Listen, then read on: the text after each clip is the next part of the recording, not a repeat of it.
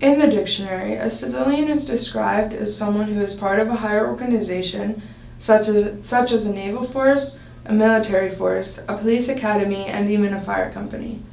Even though this is a hard definition of what it means to be a civilian, there are many different perspectives on the duties, the responsibilities, and the emotions that we as civilians feel we should carry. I have asked a few of my friends and my peers to tell me what being a civilian meant to them. Some of them explaining the duties and the responsibilities that they felt they should carry, while others explaining how they felt safe and had a comfort knowing that there are men and women out there willing to risk their lives in order to keep us civilians safe. Biological weapons has completely destroyed these emotions and feelings that we as civilians feel we should carry. For those of you that don't know, biological weapons are microorganisms that are used to cause death or harmful effects to plants, animals, and humans. As a whole, biological weapons first started as a form of mass destruction within the armed forces, and as decades went on, it became a form of silent destruction with its main target being civilians. And this is the number one reason why it is important for us civilians to understand and become knowledgeable of what biowarfare is and the effects that it can have on us.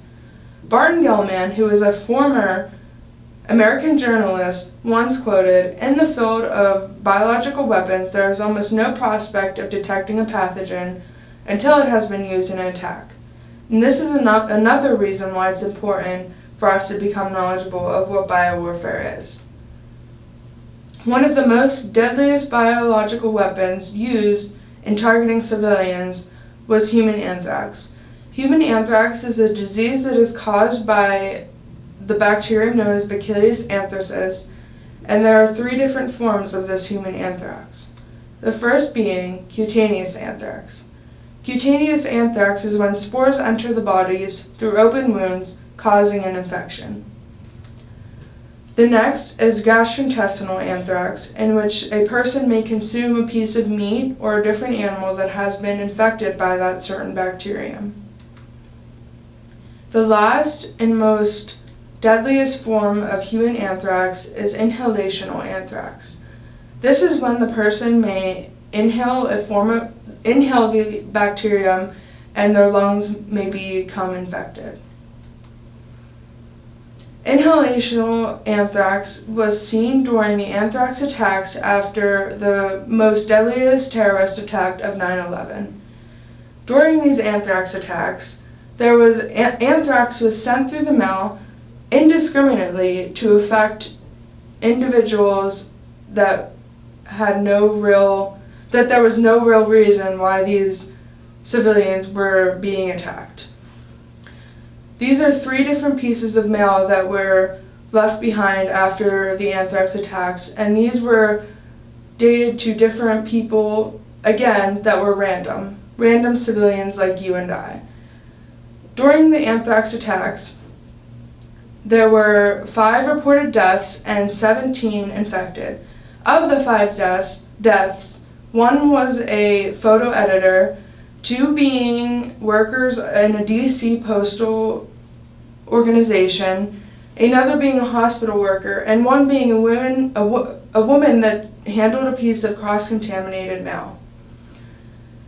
As you can see, these were people, again, civilians like you and I, that were attacked for no apparent reason and were very random.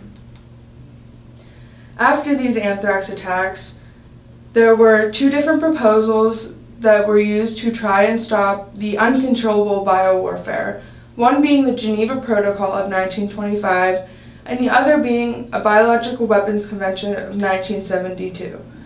Both these proposals were a change in the perspectives of civilians and the armed forces in order to stop the production, the use, and the stockpiling of biowarfare. Even though these proposals were big, they ended in failure, and now it leads us to the question of what we can do as civilians. As civilians, there's nothing we can really do to stop biowarfare than to become knowledgeable of what biowarfare is, And that is the number one thing that is important for us as humans to do.